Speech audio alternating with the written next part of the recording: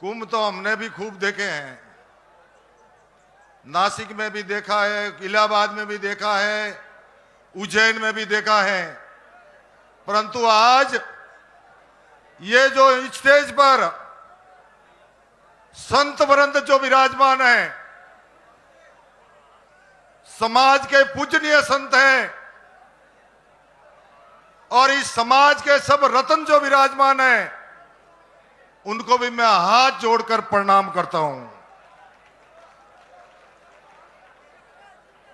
आज ये कुंभ नहीं, ये महाकुंभ है। और इस महाकुंभ में पहले भी संतों ने कहा है कि वो जात का नहीं, वो किसी बाप का नहीं, और जो बाप का नहीं वो किसी राष्ट्र का नहीं। क्या जिस तरह से पूरा रबारी समाज यहां जो विराजमान है, मेरे साथ में सभी राजनेता और जोधपुर से इस महाकुंभ के सभी पदाधिकारी कार्यकर्ता बंधु, जिसका अगर मैं नाम लेना चाहूं, जिन्होंने रात और दिन एक करके बाड़मेर, जालोर, सिरोही, पाली, डूंगरपुर, बांसवाड़ा, चित्तौड़गढ़, प्रतापगढ़, जिस क्षेत्र में भी रात और दिन हम सब मिलकर के सबने इस कार्यक्रम के लिए रात और दिन एक करके इस कार्यक्रम को सफल बनाया। इसके लिए मैं पूरी देवासी समाज को नतमस्तक करता हूं और प्रणाम करता हूं।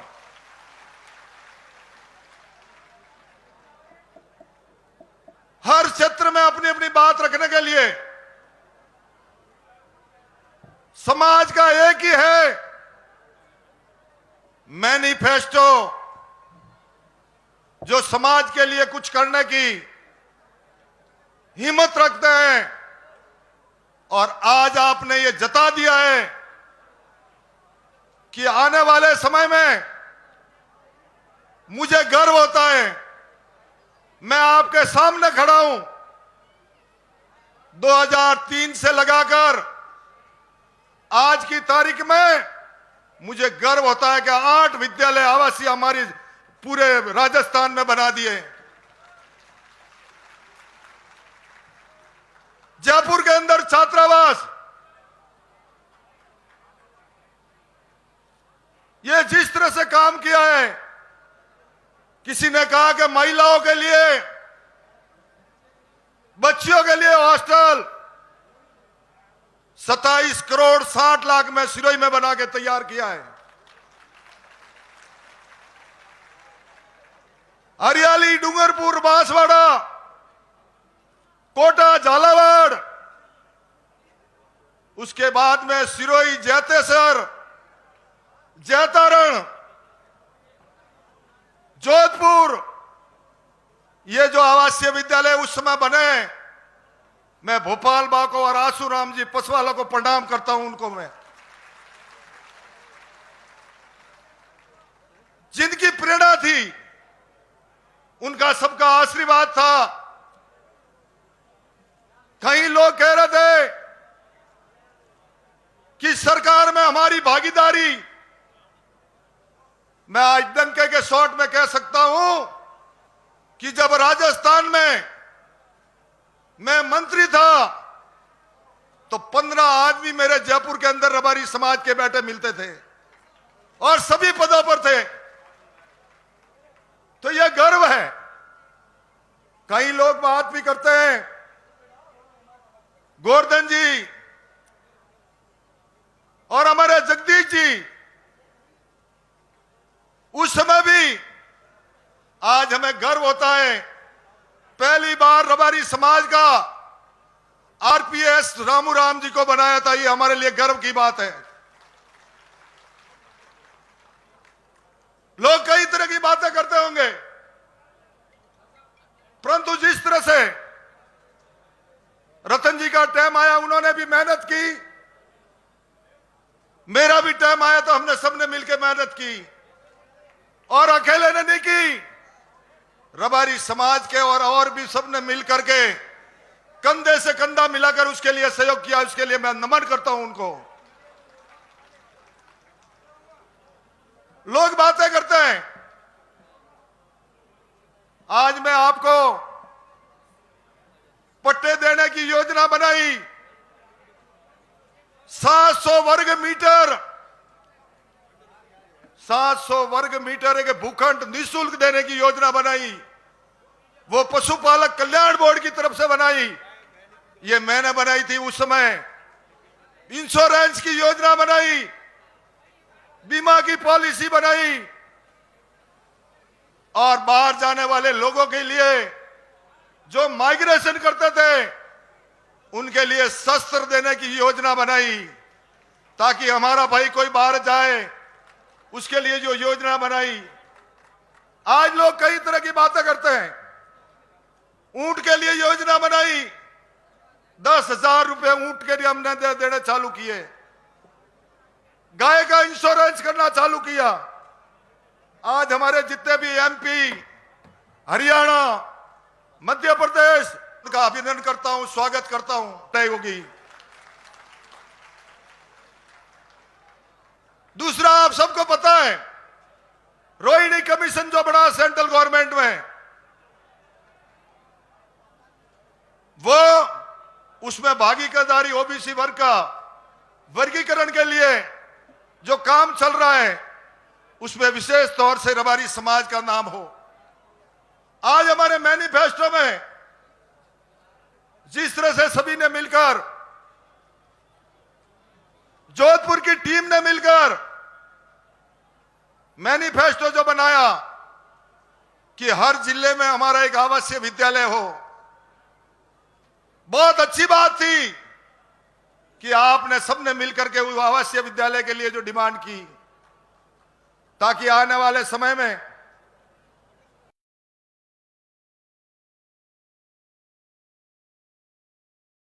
अभी आप सबको पता है कि जिस तरह से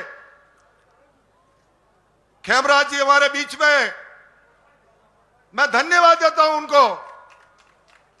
जयपुर के अंदर जब छात्रावास की बात आई, 15 करोड़ रुपए उसके लिए भरने की बात आई, और मैं धन्यवाद देता हूं हमारी पूरी टीम को। सिर्फ जाकर के बैठे, 15 करोड़ की बात चल रही थी, और साथ में जाकर के मीटिंग चली, और मीटिंग में 15 लाख में रबारी समाज को जो भूखंड दिया जयपुर के अंदर, 15 करोड़ का 15 लाख में, और समाज के हर घर से, हर परिवार से सबने मिलकर उस छात्रावास का जो निर्माण का काम चल रहा है उसके लिए आप सबकी भागीदारी है। मैं तहे दिल से पूरे राजस्थान के रबारी समाज को नमन करता हूं और प्रणाम करता हूं कि आने वाले समय में जयपुर के अंदर अपना छात्रावास बने, और उसके बाद में ये लड़ाई यही खत्म नहीं होने वाली।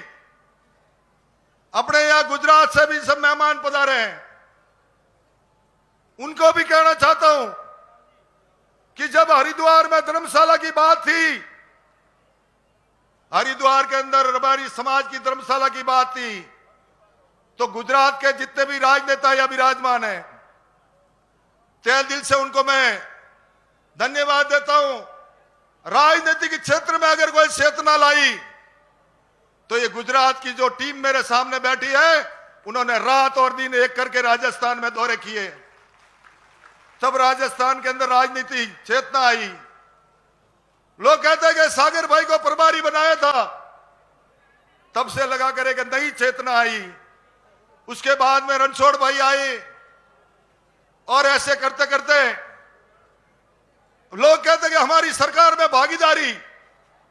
मैं समझता हूं कि अभी अभी सरकार में बहुत नई भागीदारी हमारे गुजरात से बाबूभाई देसाई, बाबूभाई रबारी को राज्यसभा में नियुक्त किया, उसके लिए भी मैं बधाई देना चाहता हूं।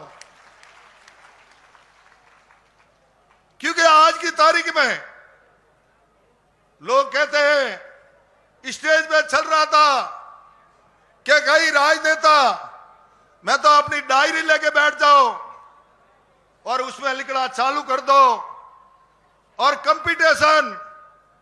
कई कहते कि हमारे बोर्ड का गठन नहीं हुआ, बोर्ड में नियुक्ति नहीं हुई। मैं कमजोरी उसकी गिनता हूं आपसे, क्योंकि मेरी टाइम में बोर्ड 2003 और 4 में जब पशुपालक कल्याण बोर्ड का गठन किया, हमारी पूरी टीम मिलकर के हम गुजरात गए। गुजरात साथ जाकर के वहां से कागज लाए, डॉक्यूमेंट्स लाए और राजस्थान में अपना पशुपालक कल्याण बोर्ड का गठन किया। उसमें पहली नियुक्ति मेरी हुई और उसी समय मैंने 3 आवासीय विद्यालय बनाए।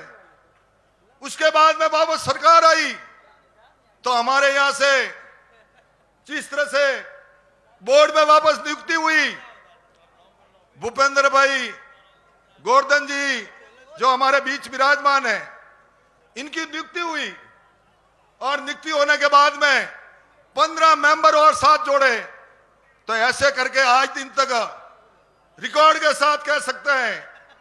अब रही टिकट की बात, जीताना जनता और रबारी समाज को है भाई, कोई एक आदमी जीत नहीं सकता। और मैं आपके सामने खड़ा हूं, कभी न कभी ऐसा कभी रतन जी ने नहीं सोचा, ऐसा मैंने भी नहीं सोचा और ऐसे हमारे गुजरात के जो भाई थे जो चुनाव लड़ रहे थे, मैं धन्यवाद देता हूं। मावजी भाई हमारे बीच में बैठे हैं, एक रबारी समाज का जो रिकॉर्ड बनाया, रिकॉर्ड बनाकर जीत अर्जित की, उसके लिए मैं उनके पूरे विधानसभा क्षेत्र को धन्यवाद देता हूं।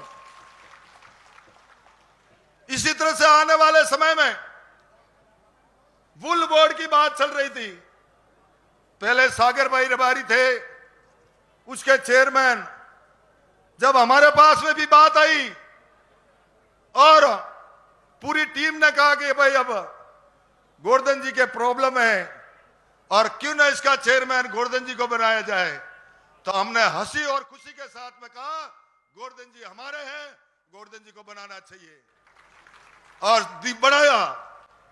तो मैं आप सबसे निवेदन करता हूं, आज दिन तक इस समाज के मंच पर आप सबसे निवेदन करने आया हूं कि आने वाले समय में आपके विचार क्या है, आप किससे जुड़े हुए हैं, मुझे ये नहीं देखना। मुझे ये देखना है कि रबारी समाज का महाकुंभ है और इसमें आपने घर से लगाकर जिस तरह से पूरे समाज ने मिलकर ये जोधपुर का रास्ता तय किया है, इसके लिए मैं पूरी समाज को बहुत बहुत साधुवाद और धन्यवाद देता हूं। छात्रावास अभी राजस्थान में बनेंगे, बढ़ते रहेंगे। जयपुर में छात्रावास बना दिया, अभी हमारा एक ही लक्ष्य है कि दिल्ली के अंदर भी हमारा छात्रावास बने।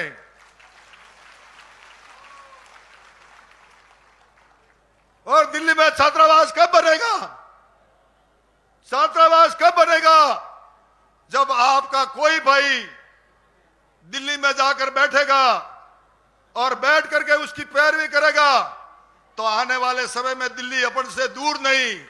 इस लक्ष्य को लेकर चल रहे हैं कि आज जितने भी संत महात्मा मेरे साथ विराजमान हैं, मैं उनको वंदन करता हूं, प्रणाम करता हूं कि आप सबने इस समाज के साथ में समय निकाल करके आप इस समाज से समाज के कार्यक्रम में पधारे, क्योंकि संत वृंद है, संतों ने जिस तरह से जो प्रणाम और उनका जो आशीर्वाद आज अपन को मिला है, ये हमारे लिए बहुत बड़ी सौभाग्य की बात है।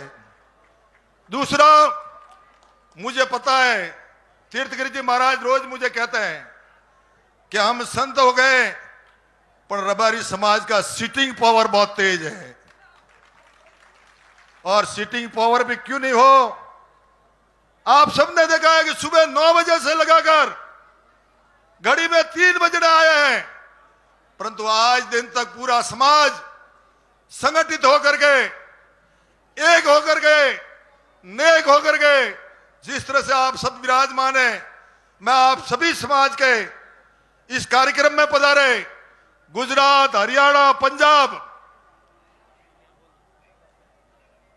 मध्य प्रदेश, क्योंकि जितने भी भाई भेड़ पालक आज अपनी मवेशी छोड़कर यहां आए हैं, यूपी से भी आए हैं, एमपी से भी आए हैं।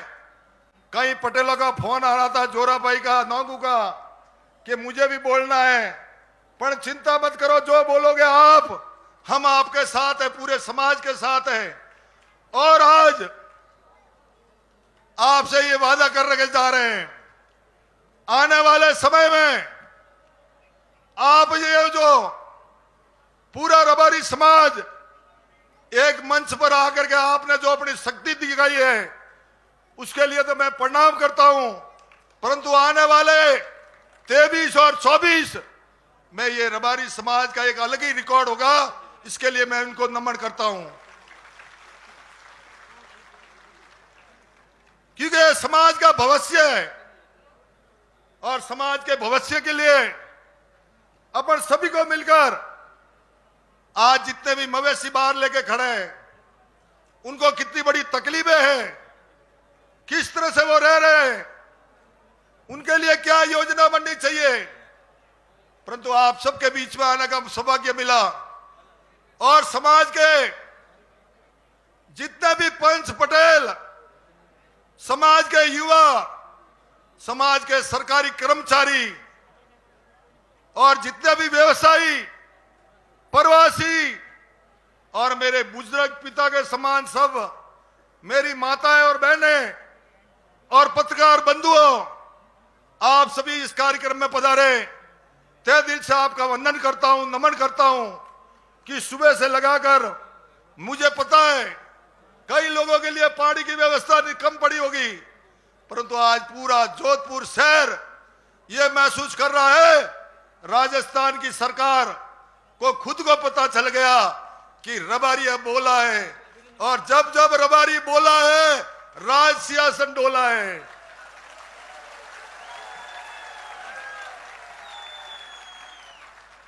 जब जब रबारी बोला है, राज सिंहासन डोला है। तो आप सबसे मेरा निवेदन है और मैं आपको प्रणाम करता हूं।